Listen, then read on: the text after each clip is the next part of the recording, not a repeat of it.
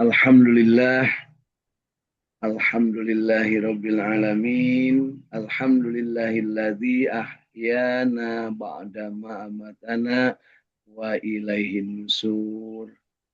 Sahabat-sahabat jinten yang berbahagia, dengan penuh rasa syukur, alhamdulillah kita ucapkan rasa syukur kita atas anugerah Allah Subhanahu wa taala sampai dengan hari ini di Ahad pertama dari tahun baru 1447 Hijriah. Insya Allah kita dalam keadaan segar bugar, sehat walafiat, dan tentunya kita berharap Allah Subhanahu wa taala memberikan anugerahnya kepada kita sehingga kita berhak atas berbagai nikmat yang menjadi bagian dari kehidupan kita di alam dunia ini. Alhamdulillah masih hidup dan kita diberikan kesempatan untuk kembali bersilaturahim dan berinteraksi dalam rangka bingkai berbahagia untuk senantiasa istiqamah berjamaah membaca ayat-ayat suci Al-Quran. Insya Allah. Di pagi hari ini tentunya kita hiasi diri ini dengan keinginan, hiasi diri ini dengan harapan, hiasi diri ini dengan tekad untuk senantiasa menjadikan diri ini abdinya Allah. Kita berharap Allah Subhanahu wa taala memberikan kepada diri kita ini nafs yang mutmainnah, yang senantiasa tenang dan tentram kolbunya menghadapi apapun yang terjadi di dunia ini. Ya, sesuatu yang nikmat kita syukuri, sesuatu yang kita terasanya berupa penyesalan atau penderitaan, maka kita sabar atasnya, dan sesuatu yang menjadi tugas kewajiban dari Allah Subhanahu wa taala untuk melaksanakannya dan untuk menghindarinya, jadikan sebagai ladang ibadah dalam setiap detak jantung kita dengan ikhlas hanya kepada Allah. Iyyaka na'budu wa iyyaka nasta'in. Dan kita senantiasa bersegera memohon ampunan Allah Subhanahu wa taala ketika kita sadar bahwa kita banyak dosa yang kita perbuat dan kita menyadari bahwa Allah Subhanahu wa taala Maha mengampuni segala dosa, dan Allah Subhanahu wa taala Ghafurur Rahim, Maha penyayang atas apa yang kita lakukan saat ini. Semua dosa dan kesalahan kita, disadari ataupun tidak, Allah akan ampuni kecuali dosa syirik. Dan tentunya dosa syirik akan diampuni Allah Subhanahu wa taala ketika kita taubatan nasuha, menghindari dari kesyirikan berikutnya, dan kita istiqamah di jalan Allah Subhanahu wa taala. La ilaha illallah Muhammadur Rasulullah sallallahu alaihi wasallam. La ilaha illallah al-malikul haqqul mubin Muhammadur Rasulullah shadiqul wa'dil amin. Segala sesuatu dari Allah Subhanahu wa taala, dan segala sesuatu adalah Allah lah rajanya yang maha kuasa segala-galanya. Dan kita juga bertekad untuk senantiasa memohon pertolongan itu hanya kepada Allah. Ista'inu bisyabri wassalat, dengan cara sabar dan sholat. Nah, pagi hari ini saya kebetulan sedang berada di kaki Gunung Ciremai, ya, di Kuningan, bagian ke arah timur, ya, ke arah ke arah selatan, ya. Insya Allah bersama dengan sahabat-sahabat sekalian untuk bersama-sama berbahagia, bersilaturahim, dengan satu harapan kita selalu mendapat bimbingan Allah Subhanahu wa taala untuk selalu berada di petunjuknya yang benar. Kita berjamaah membaca ayat-ayat suci Al-Quran, dan kita berharap mendapatkan ilmu yang bermanfaat, mendapatkan rezeki yang thayyibah, barokah, wasi'ah, mendapatkan kesempatan untuk senantiasa dalam keadaan segar bugar, sehat walafiat, dipanjangkan umur dan disolehkan amal. Kita berdoa kepada Allah, setelahnya kita ridho, raditu billahi robba wa bil islami dina wa bi muhammadin nabiyya wa rasula rabbi zidni ilma warjukni fahma. Allahumma salli ala sayyidina Muhammad وعلى آل سيدنا محمد اللهم إنا نسألك علما نافعا اللهم إنا نسألك رزقا طيبا اللهم إنا نسألك عملا متقبلا اللهم إنا نسألك بحسن الخاتمة اللهم إنا نسألك رضاك والجنة ونعوذ بك من سخطك والنار اللهم إنك عفو كريم تحب العفو فاعف عنا يا كريم اللهم ربنا تقبل منا إنك أنت السميع العليم وتب علينا إنك أنت التواب الرحيم ربنا آتنا في الدنيا حسنة وفي الآخرة حسنة وقنا عذاب النار وأدخلنا الجنة مع الأبرار يا عزيز يا غفار يا رب العالمين وصلى الله على سيدنا محمد وعلى آله وصحبه وسلم سبحان ربك رب العزة عما يصفون وسلام على المرسلين والحمد لله رب العالمين نسألك الإجابة بالبركة الفاتحة أعوذ بالله من الشيطان الرجيم بسم الله الرحمن الرحيم الحمد لله رب العالمين الرحمن الرحيم مالك يوم الدين إياك نعبد وإياك نستعين اهدنا الصراط المستقيم صراط الذين أنعمت عليهم غير المغضوب عليهم ولا الضالين Amin. Mari Bapak Ibu tiupkan ke telapak tangan kita bacaan surat Al-Fatihah kita sertakan dengan hembusan nafas selalu bersolawat kepada Kanjeng Nabi Muhammad Shallallahu Alaihi Wasallam. Kita berharap dapat rahmat Allah Subhanahu Wa Taala dari membaca Al-Quran dan kita mendapat syafaat Rasulullah SAW kita dengan bersolawat. Allahumma sholli ala Sayyidina Muhammad wa ala ali Sayyidina Muhammad. Tunjukkan ke telapak tangan kita, usapkan ke seluruh tubuh kita dari ujung rambut sampai ujung kaki. Mudah-mudahan Allah Subhanahu wa Ta'ala memberikan rahmatnya kepada kita dan kita selalu bersolawat berharap mendapatkan syafaat dari Kanjeng Nabi Muhammad Sallallahu Alaihi Wasallam. Alhamdulillah, Bapak Ibu, pagi hari ini insya Allah kita berbahagia.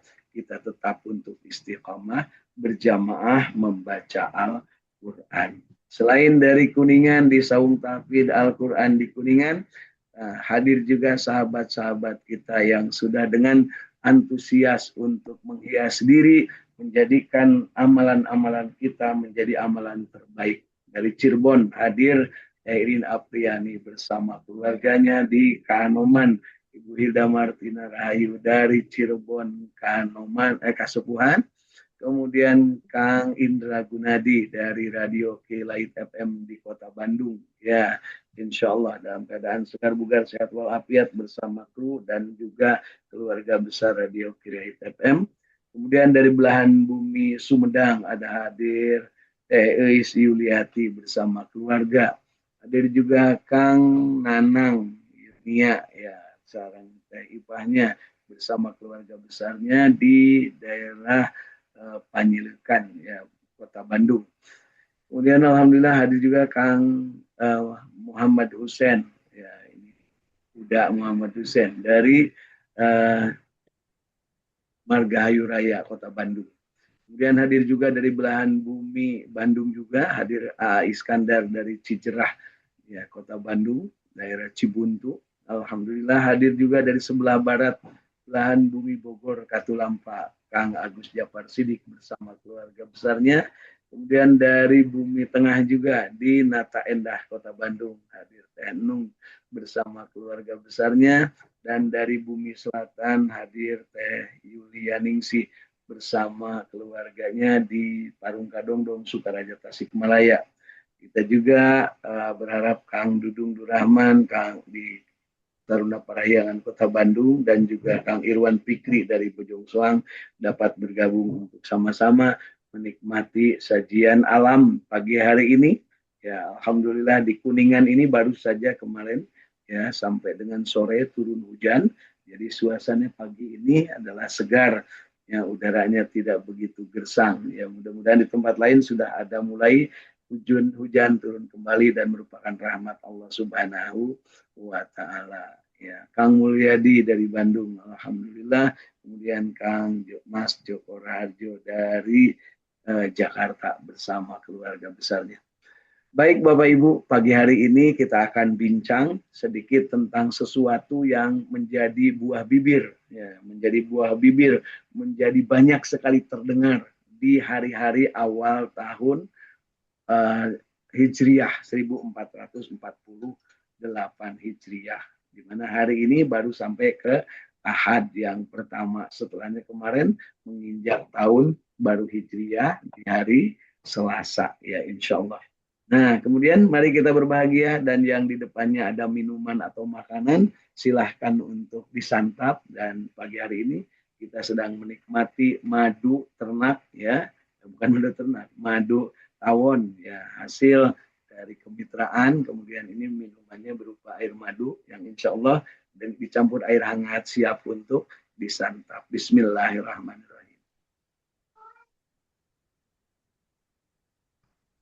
Alhamdulillahirabbil alamin. Sebuah kenikmatan yang tiada tara ketika kita masih dalam keadaan hidup dan dalam keadaan dihiasi dengan iman dari dalam diri kita. Mudah-mudahan setelahnya kita iman, kita juga memantapkan iman kita dan kemudian kita bergerak terus menuju ke arah positif dengan selalu kita berhijrah, merindukan sesuatu yang lebih baik dari kondisi sebelumnya. Jadi kalau melihat pengertian hijrah, jangan diartikan harus pergi ke Mekah, ke Madinah. Ya. Hijrah itu adalah ketika kita mampu berubah, pindah pilempangan kalau kata bahasa Sunda ya, atau mungkin berkreasi, berinovasi untuk menjadikan hidup ini makin indah. Itulah hijrah. Maknanya adalah kita melakukan upaya perbaikan setelahnya kita menyadari keadaan kita yang ada saat ini. Jadi selalu kita menginginkan ada keinginan untuk meningkat kualitasnya. Ya, baik Bapak Ibu. Kemudian setelahnya iman dimantapkan, kemudian kita melakukan hijrah. Jangan lupa pada saat hijrah kadang ada niatan yang berbeda dengan yang seharusnya ketika niat berhijrah, yaitu harus karena Allah. Maka jangan lupa kita kuatkan tekad kita untuk berjihad, melawan hawa nafsu, mengendalikan emosi, mengendalikan nafsu dalam diri kita dengan senantiasa berupaya melakukan refleksi diri, melakukan evaluasi titik demi titik, langkah demi langkah, sehingga pada saatnya kita akan menjadi orang yang benar-benar lurus di jalan Allah Subhanahu wa taala, jihad fi sabilillah bi amwalihim wa anfusihim, dengan harta yang kita miliki, dengan amwal atau dengan maliyahnya, dan juga dengan nafsnya, ya, wa angfus, dengan jiwa kita. Jadi jangan lupa hijrah itu kategorinya adalah fisik dan juga pemikiran. Kemudian jihad juga ada dengan amwal dan juga dengan dengan jasmania atau dengan fisik atau dengan badan atau dengan jiwa.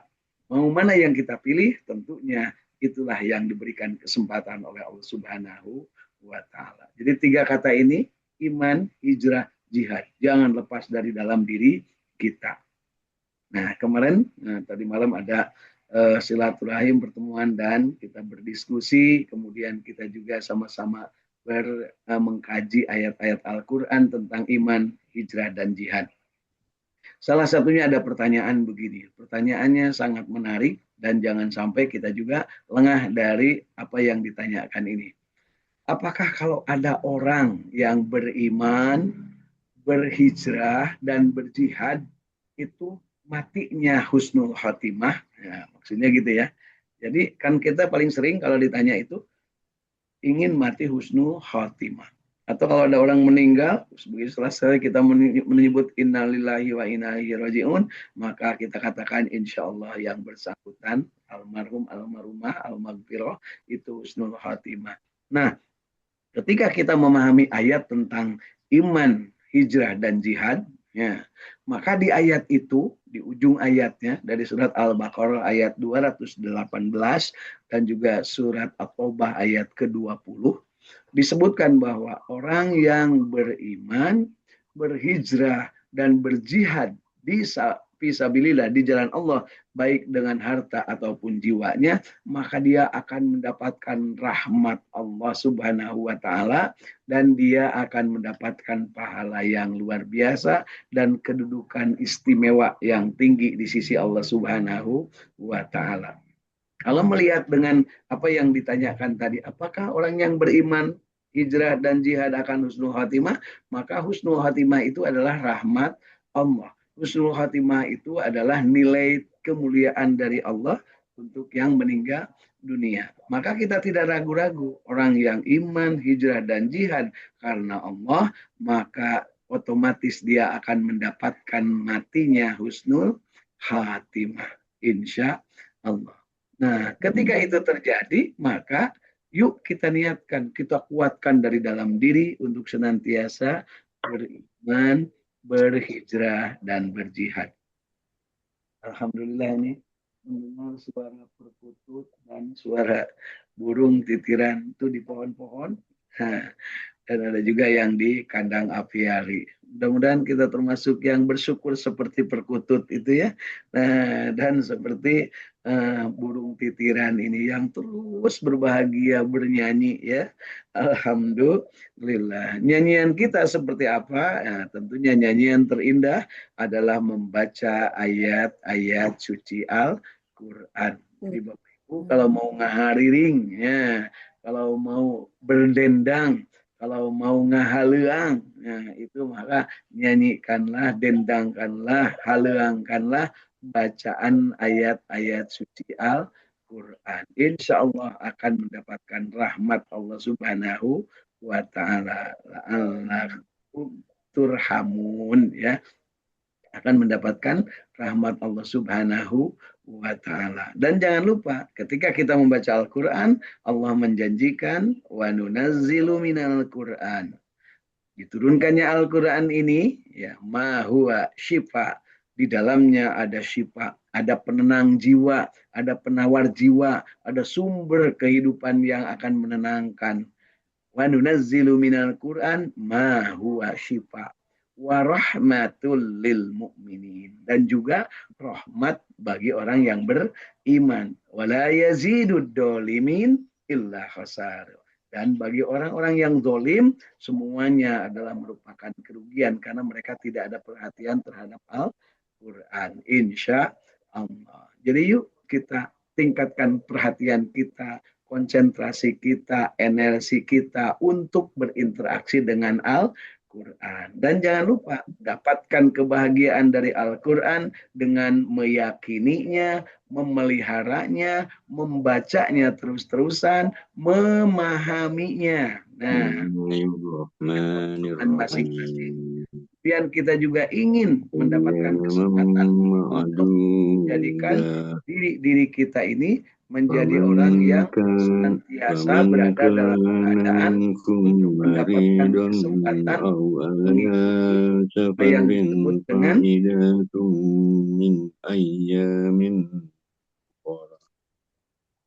mendapatkan kesempatan untuk selalu merindukan, mengamalkan, dan menikmati Al-Quran dengan sebaik-baiknya, dan juga pada saatnya kita menginginkan untuk mampu menyebar luaskannya kepada sesama. Insya Allah. Alhamdulillah. Pagi hari ini, kita tadinya berencana untuk membaca ayat-ayat tentang saum, yaitu surat Al-Baqarah mulai ayat ke-183. Nah, tapi ada satu masukan tadi bahwa ingin mendapatkan kejelasan tentang ketika kita membaca Al-Quran dan mendengarkan Al-Quran, apakah kita akan mendapatkan keuntungan atau rahmat? Maka jawabannya ya, tidak ragu-ragu. Jadi meskipun tidak membaca, dalam artian tidak sedang membacanya, tapi kita memperhatikan atau mendengarkan, maka pada saat itulah rahmat Allah turun kepada kita dengan satu catatan bahwa kita selalu dalam keinginan untuk membaca, memelihara pemahaman, kemudian memelihara amalan, kemudian memelihara kenikmatannya, dan kita berusaha untuk menjadikan Al-Quran ini sebagai bahan untuk obrolan, untuk diskusi, untuk meningkatkan kualitas keimanan, kualitas semangat hijrah, dan kualitas semangat jihad. Nah, pagi hari ini karena waktunya tinggal sebentar lagi, saya akan mencoba menambahkan kembali tentang nikmatnya berinteraksi dengan Al-Quran, yaitu dari buku Keagungan Al-Quranul Karim. Ya, supaya kita makin mantap dalam membaca, dan ini ditulis oleh Syekh Mahmud bin Ahmad bin Soleh Al-Dosyari. Ya, di dalam kitab ini diterangkan tentang bagaimana keagungan Al-Quranul Karim sehingga Al-Quran ini menjadi bagian yang tak terpisahkan dari kehidupan manusia. Kita ingat di dalam ayat-ayat Al-Quran disebutkan syahrul Ramadan alladzi unzila fihil Quran hudal linnas wa bayyinatim minal huda wal furqan. Itu dari rangkaian ayat yang yang belum kita baca, yaitu mulai ayat 183 nanti sampai dengan ayat ke 187 dari Al-Baqarah. Nah, di sini yang ingin disampaikan atau yang ingin dibacakan terkait dengan sesungguhnya Al-Quran ini adalah kitab yang tiada keraguan sedikit pun. Nah, jadi ketika ada istilah hudal linnas wa bayyinatim minal huda wal furqan, ini jangan sampai kita merasakan ada petunjuk lain. Jangan sampai ada hudan lain, ya. Jangan sampai ada sesuatu yang bisa memberikan keunggulan yang lainnya, ya, dibanding Al-Qur'an. Jadi Al-Quran harus ditempatkan di tempat yang paling istimewa, yang pada saatnya kita akan mendapatkan rahmatnya dari mengistimewakan Al-Quran. Jadi penegasan di sini, Al-Quran ini adalah kitab yang tiada keraguan sedikit pun di dalamnya dan tidak ada kekurangan yang menodai kesempurnaannya.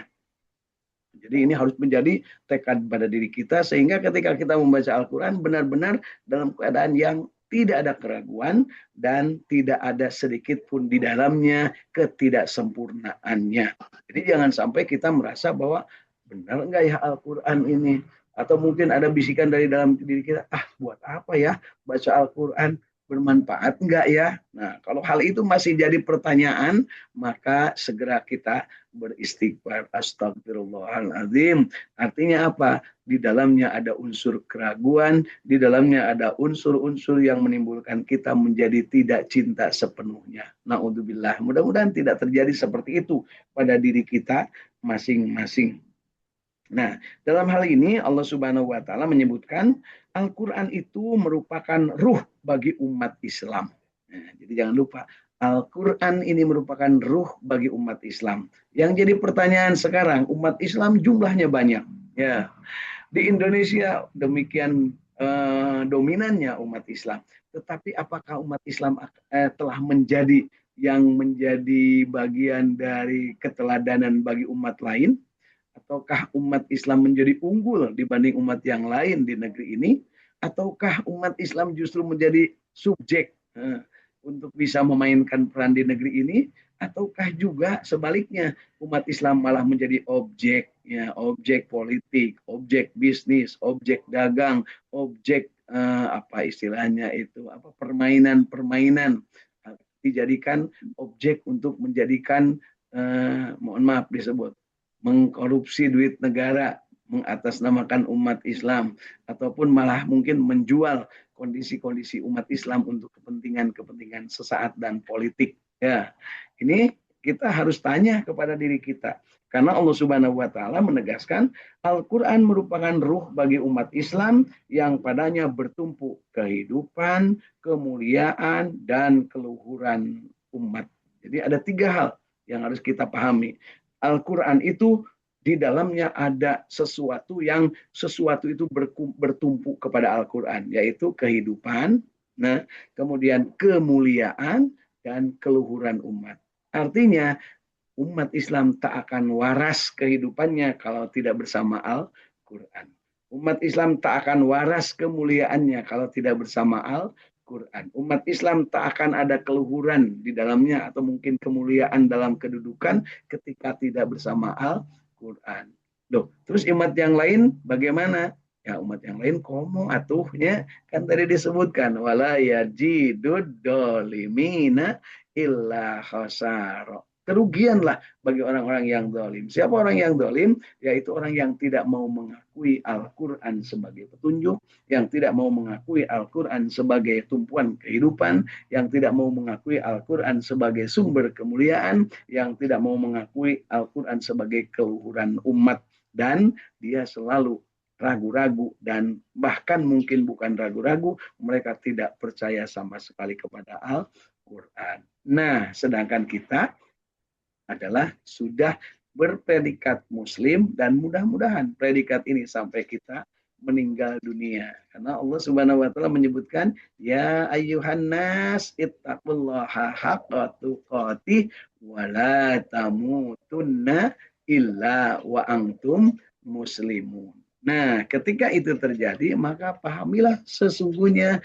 dalam diri kita ini sudah ada benih-benih keimanan, sudah ada ketakwaan. Dari itu jangan lepas dari keimanan dan ketakwaan sebagai muslim, dan masuk ketika mati, jangan sampai mati tidak dalam keadaan Islam. Nah, untuk hal ini Allah Subhanahu wa taala ya menyebutkan di dalam surat Asy-Syura ya, surat Asy-Syura ayat ke-52 ya, yang menegaskan tentang Al-Qur'an adalah merupakan ruh yang menjadi penentu hidupnya raga, menggerakkan dan menyuburkan hati, demikian pula pengaruhnya akan memancar dalam realita kehidupan seorang insan. Jadi janji Allah kepada orang yang ya mencintai Al-Quran, menggeluti, mempelajari, dan mengimani dengan sepenuh hati, maka Al-Quran itu akan merupakan ruh yang menjadi penentu kehidupan. Ya, baik dari sisi raganya, kemudian hatinya, dan akan menyuburkan hatinya tersebut. Demikian pula pengaruhnya akan memancar dalam realita kehidupan seseorang di dalam kehidupan masyarakat. Umat Islam tanpa pancaran Al-Quran adalah umat yang mati. Na'udzubillah ya. Jadi jangan sampai kita termasuk umat ngakunya umat Islam tapi hatinya mati. Tiada kehidupan dalam kehidupannya. Bagi orang yang muslim tapi tidak mengamalkan Al-Quran, sebenarnya tidak ada kehidupannya. Disebutnya juga balhum adallun, laksana satu hewan. Atah adol jelema anaknya. Tiada harga dan nilainya sedikit pun juga. Naudzubillah ya, layak dipencit ya, yang orang yang seperti hewan. Nah, di ayat yang ke 52 dari surat Asy-Syura ini disebutkan bahwa dan demikianlah kami wahyukan kepadamu Muhammad wahyu yang berupa Al-Qur'an dengan perintah kami. Sebelumnya kamu tidaklah mengetahui apakah iman itu, tetapi kami menjadikan